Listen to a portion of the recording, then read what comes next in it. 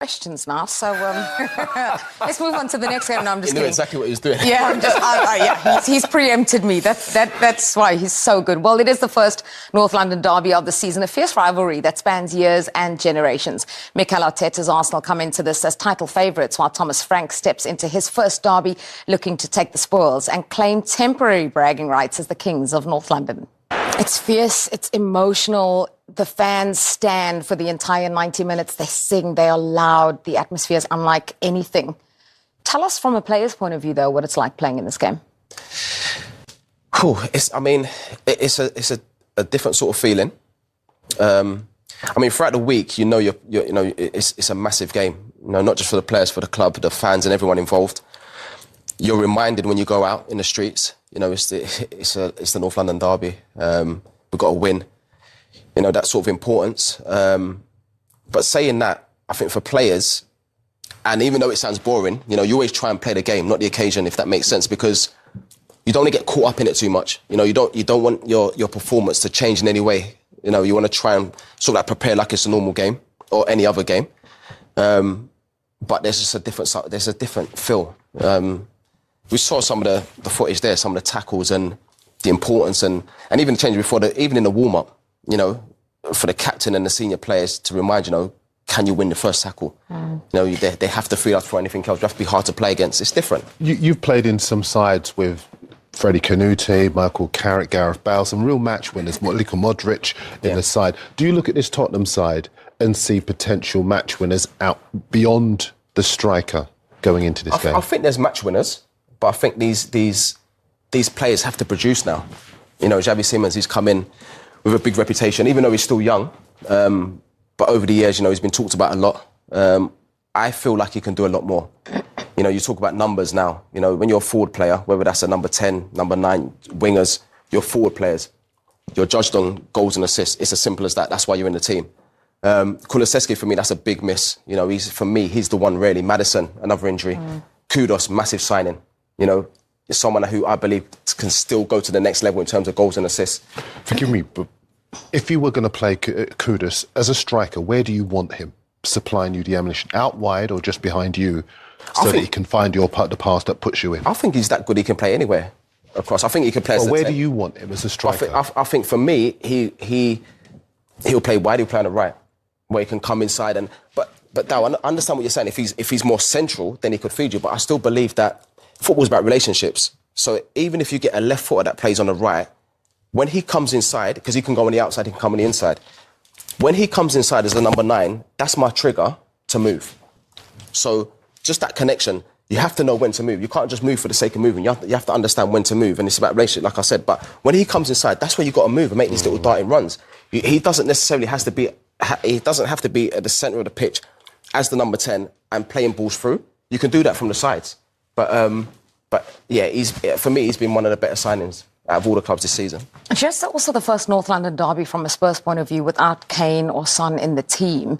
First time since 2014, and they've, between them, scored 27% of Spurs' goals in the last little while. If there are to be goals, and we saw a sensational goal from yourself, where are they going to come from?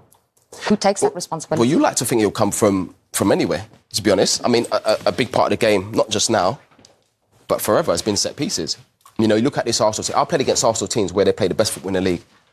You talk about Pep Guardiola's teams, like how they play now. Arsenal was doing that years ago.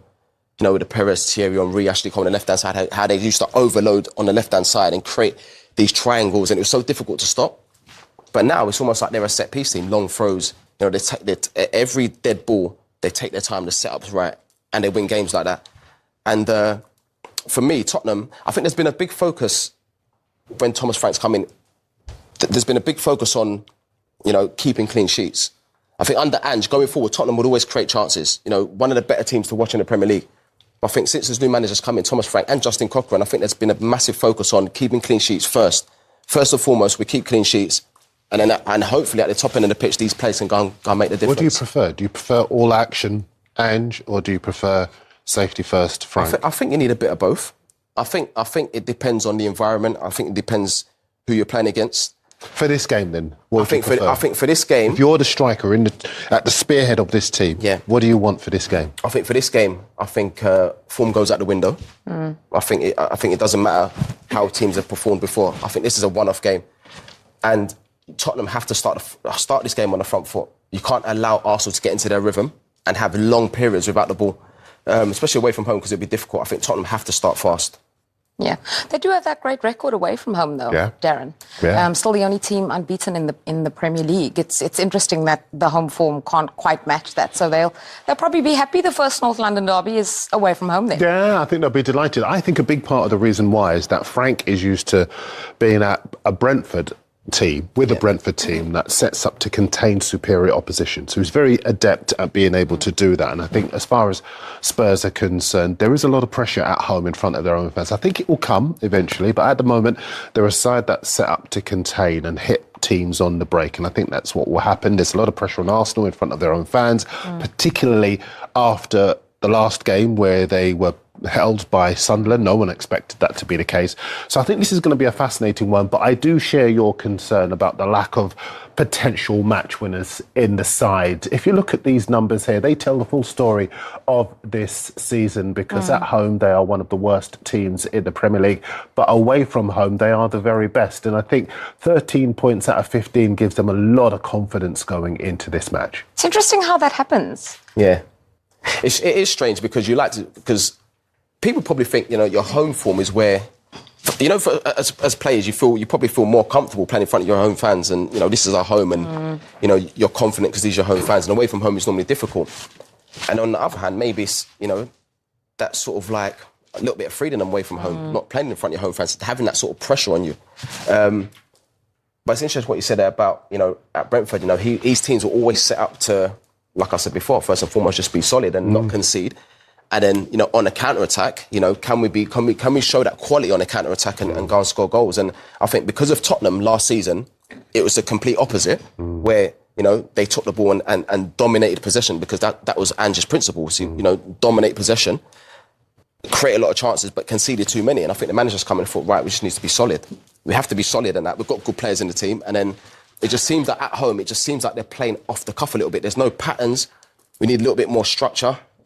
We saw that last season, but, conceded too many. So I think once they get the balance right, then they'll be okay. I love the point you make about set pieces, because there has been this big debate about set pieces, long throws and that kind of thing.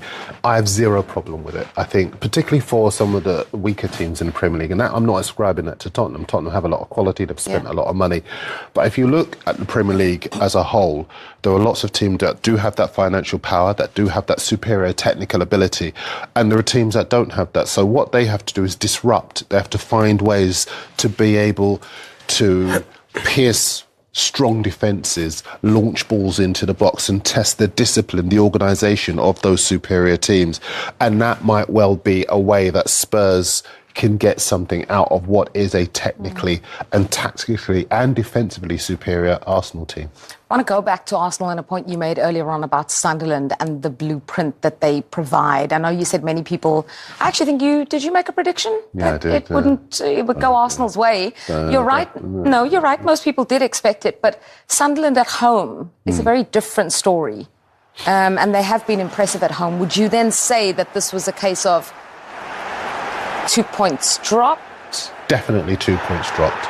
No Arsenal fan or neutral would have looked at this fixture and seen anything other than an Arsenal victory. And, confident.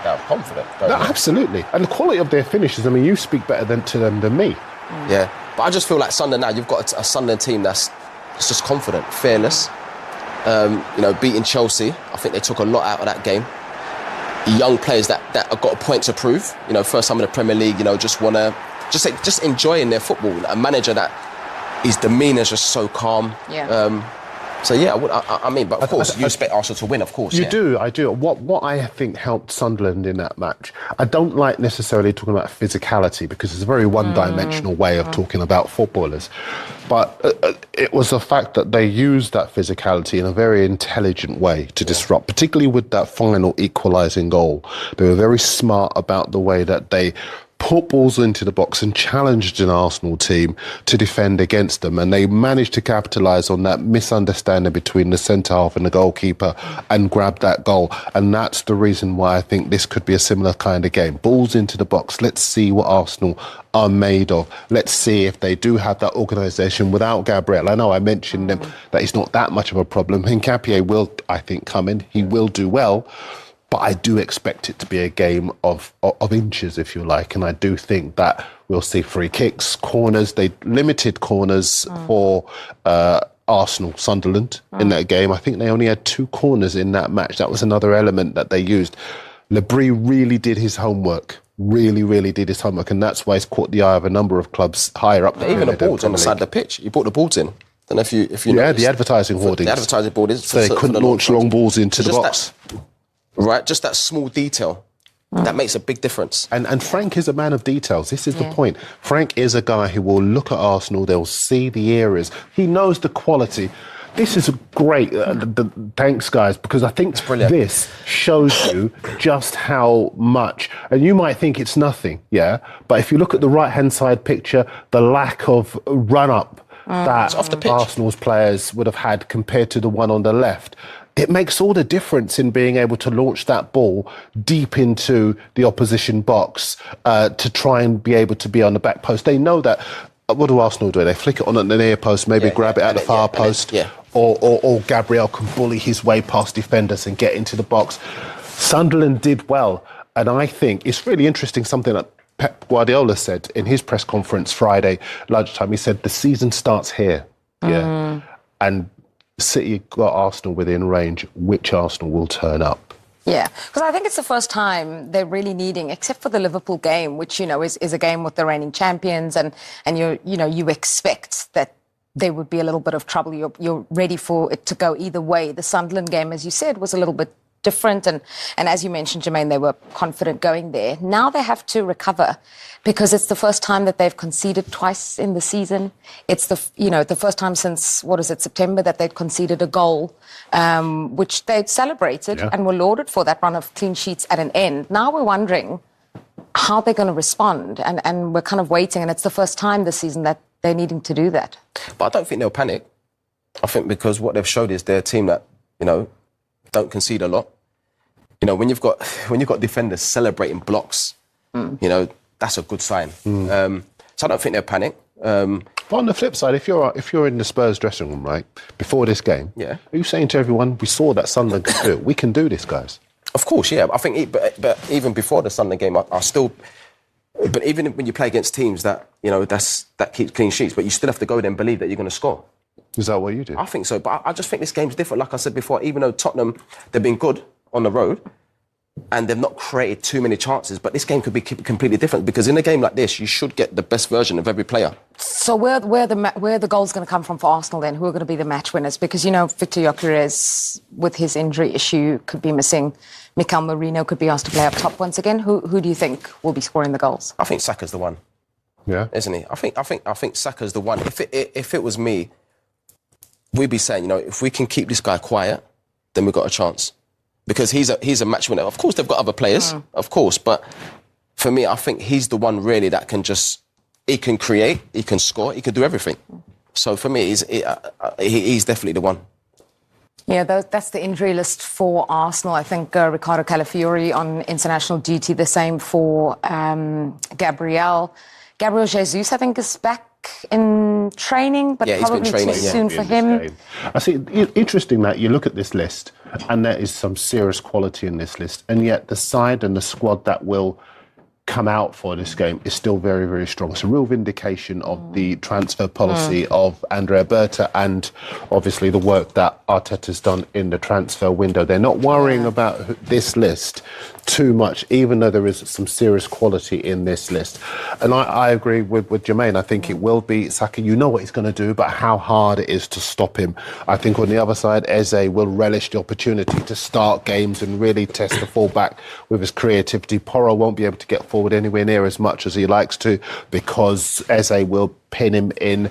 And then in the midfield, who is it who's going to step up? Merino likely, I think, to start.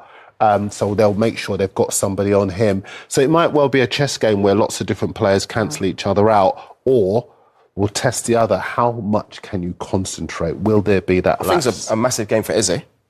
I was going to ask you, as a lifelong Arsenal fan, as a player who'd, been there in his youth. Listen, it's a massive game for him because, that's why he signed for Arsenal. So playing huge games like this, he's going to want to make an impression.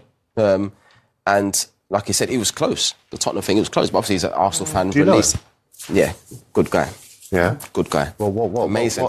How will he approach it? His journey is amazing. And I think it's important for young players that have gone through similar situations in terms of being released and not giving up, just always believed that he was good enough. I think got released 4 times from 4 different clubs, and to still go on and to do what he's done.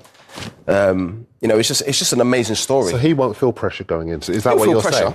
I think it's normal. He'll feel pressure because he knows that people are looking at him thinking, right, now, can you do it? This is why you've come. He said, no disrespect to Crystal Palace, he's at Arsenal now. It's a North London derby. It's a huge game. Can you text him now and ask him if he's nervous? Okay, let's video call him. Let's FaceTime him. Let's do it. Come on. You know what the boys are like? They'll be like, no. Because if someone says to me, are you nervous? I'll be like, nah, not nervous. Just FaceTime him. Anyway, I've just thought about the reception you're probably going to get from the Spurs fans as well. Talks are progressing over a new long-term contract for that man, Bukayo Saka. No agreement yet, but the discussions have been described as positive, with both sides keen to come to a resolution. Saka's current deal ends in the summer of 2027, but he could join both William Saliba and Gabriel, who've recently extended beyond that year. After talks with their new sporting director, Andrea Berta. Dean, this is brilliant news, isn't it? Because I was looking at his stats. In terms of him under Arteta, he's got the most goals and most assists, 100 goals and assists combined, just under Arteta alone. He literally is his absolute wingman, isn't he? It's great news for Arsenal, isn't it? Yeah, and it doesn't feel like it's in any jeopardy. No. It just feels like maybe a matter of time and just getting what's right for him as a player. He is their main man. I think he's the absolute image of what Arteta wants of an Arsenal player in his team, which is absolute quality on the ball, but incredible attitude, effort, work rate, desire, hunger, all the great ingredients you need to be a top player. He's got all of them. And he's humble to go with it, by the way. And I think Arsenal do need to tie him down to a big contract, because I think he's got plenty more to give. I mean, I admire him so much because actually he's talked about it a bit. Mikel Arteta, I should say, has talked about him maybe not getting the protection that he needs. And when you go and watch the games, you can see that. He gets kicked all the time. And people might think, he's constantly on the floor. Well, he's that good. He's constantly being kicked. He gets up. He rarely misses games. Very rarely misses games, considering very easy for everybody to watch and think that players don't, when you get these knocks constantly, and you go into the next game with a massive scrape down your leg or a bruised ankle or a stood-on foot. These things take their toll when they're week in, week out. Yeah, he's always there. His level is so high so often, and feels like a leader too in the way that he plays.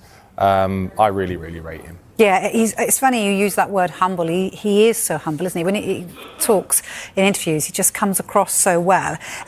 For me, I think, and for many Arsenal fans too, he's one of their absolute top men. Is he the most important, do you think? Yeah, I think he's a superstar. He is their superstar. And I think they do miss him when he's not there. I think Madueke coming in has given him a bit of a nudge also to maybe have to raise his game. He knows now if his performance isn't quite there, that he's got somebody that can come in when Madueke's back from injury. I don't think that does anyone any harm, and I think he's got exactly the right attitude to show and accept that shirt. And I still think there's improvement. I still watch him and I still think the numbers can get even better. Really? I do, yeah, I do. What can he improve in his game? Well, I think he's still very, very unselfish. I don't look at him as a selfish player particularly, and I think he could look at a Mo Salah and think I could be a bit more like Mo Salah in terms of once he gets in the penalty area, being a lot greedier, trusting himself more. He's such an unselfish player. I think he could have a little bit more of that about him. Maybe that's his character. But I think he's got huge belief in himself, I'm sure. But I think he could be a little greedier as well. Do you think he'll be a one-club man? That's the right way I said it there. Do you think, or could he go on and go somewhere else, do you think, Dean? I mean, it's hard to say, you know, what he feels like that he wants from his career. But if there was going to be, he feels like, you know, he's the type of character that could stay at one club and stay at Arsenal. It just depends on his ambitions and his dreams as a player. I think for him, it'll be about winning the biggest trophies for Arsenal first before he thinks about anywhere else. Yeah, I would agree with that. OK, look, Dave has been looking at things. He's looking into how Saka compares to other top right-sided forwards in Europe. What have you got for us, Dave? Yeah, I'm excited to show you. I'll get to that in a minute, but I wanted to start on his record against Spurs because he absolutely loves playing against Arsenal's North London rivals. It's 3 goals, 3 assists in his last 7 Premier League matchups against Spurs. He's only lost 1 game. He loves playing against Spurs. Just look, absolutely loves it. Brilliant. OK, to underline his importance to the Arsenal team as a whole, in the last 3 years, he's scored 39 goals and provided 30 assists, meaning that he has been involved in more than a quarter of Arsenal's goals since the start of the 2022 season. Martin Odergard, Gabriel Martinelli and Leandro Trossard are next on the list, just showing his importance to this Arsenal team. And then let's look at the best right wingers in the world. Some might agree with this list, some might not. I asked a couple of people in the office that happened to be Palace fans. They wanted him on, Michael Elise. A couple of United fans actually asked for Anthony, but I vetoed that one. Michael Elise is first as well, alongside Lamine Yamal of Barcelona, Mohamed Salah of Liverpool and Arsenal's Bukayo Saka. This is how they compare in some of the key metrics since the start of last season. Now, Liverpool's Mo Salah dropped an all-timer, didn't he, last season? 33 goals. That has really propelled him to the front of the goals list, certainly. And you'd think, actually, Bukayo Saka had a couple of injury issues last year. If he'd had a fully fit year coming into this year, maybe he would be a little bit closer to at least Yamal and Elise, maybe even potentially closer to Mohamed Salah as well. But certainly it's Salah that leads the way on goals. Assists as well, the 4 of them actually a little bit close across the board. Elise just taking that one at the end for Bayern Munich. But again, maybe if Saka was fit, he might be a little bit closer to those guys as well. Chances created, Mo Salah way out in front on that one. In terms of take-ons completed, I mean, Lamine Yamal is the take-on monster here. 5 successful take-ons per 90, but it's Saka who has completed the most crosses. I've picked those as my best 4 right wingers in the whole of Europe, and I think Saka is definitely part of that conversation. Yeah.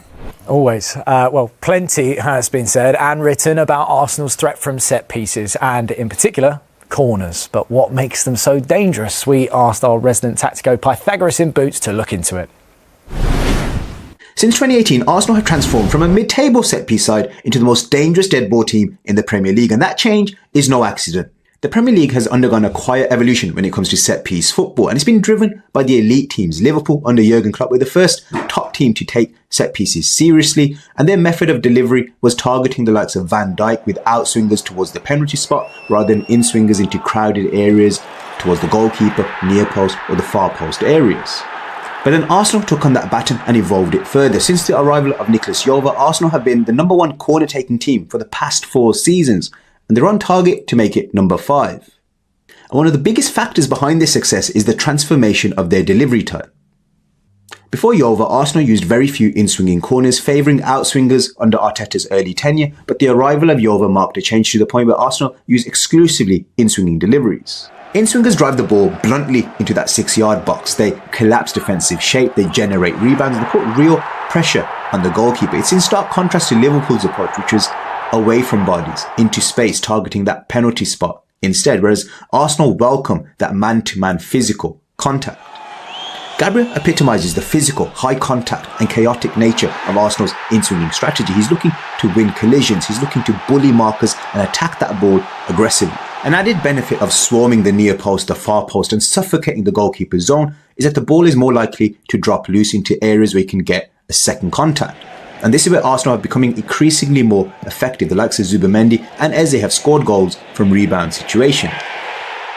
Which begs the question, how do you combat Arsenal? Well, the first thing you need to do is get key men into that zonal area of the near post and the far post. Get blockers around the likes of Gabriel, Merino. Stop them making runs with momentum into those zones close to the 6-yard area. Whilst Liverpool kickstarted the revolution of taking set pieces more seriously, the truth is that Arsenal are looking further back in time. They're inspired by the likes of Tony Pulis' Stoke, Big Sam's Bolton. It's all about making it a physical game close to the 6-yard area. But the truth is, they're taking it to a brand new level. In swinging corners, out swinging corners. I mean, it's the question I've always wanted to ask. Tim, do you prefer an innie or an outie? I know what goalkeepers don't want. They don't want the in-swinger. They don't want it on top of them. That's what they don't want. So it's very interesting, that. Very, very interesting. But it's all about delivery. Declan Rice, Saka, delivery is unbelievable. Odergard when he plays. But it's all about wanting to go and head that ball. You saw the man who, unfortunately, you won't be seeing, for your sake, at the weekend, Gabriel. He takes everything with him. Everyone's scared of him. You know, he moves, he doesn't see anyone, he's not caring about anyone's welfare or his own, and he just sticks his head on that ball time and time again. The structure won't change. It's just that the one attacking the ball will probably be Merino now, who I think will start as number 9 on Sunday instead of Gabriel. So maybe Merino will be Merino. I think Merino will play as a 9 on Sunday. But as Gabriel's I think he's role. the best head of the squad after Gabriel. Right. I think he's amazing in the air. He reads the trajectory well. He's got great timing. He's strong. He's big. So the structure would be the same. Timber would do the same job. Saliba would do the same job. Calafiori would do the same job. Everybody, Trossard would block. The little man would block. It would be exactly the same structure, except that no Gabriel. It could be Calafiori, it could be somebody else, but I think it would be Merino who's going to try to attack the ball like Gabriel. It might not be the same result, of course, because Gabriel is very special in that. But the structure won't change. What Nicolas Jover has put together won't change. It's just the attacker of the ball will be different. How difficult is it to defend those types of corners when the delivery is so good like that, Tim? Almost impossible when you've got someone like Gabriel who wants to head it like he does. The key to it is the delivery. That's everything. If the delivery is not good, everything falls down. And isolating the goalkeeper and paralysing him. And Vicario, you can easily do that. You know, he struggles from that area. We saw against Tottenham played Chelsea at Tottenham Hotspur Stadium. And Maresca done a very clever thing. He just cleared the pathway. So he left 3 up the field. So Tottenham can't attack with maximum numbers. So they had to go back and mark players. It cleared the way for the goalkeeper to come through and start punching. That's what you need. A crowded area is no good for a goalkeeper. Arsenal were the best at it. There's no doubt about that. And Gabriel will be a massive miss to but Tottenham are quite close behind him. They are. And a reminder as well about our poll. OK, let's do this, because tonight we are asking you, without the injured Gabriel, will Arsenal be top at Christmas? Remember to vote. Simply scan the QR code on your screen right now. We'll bring in the result at the end of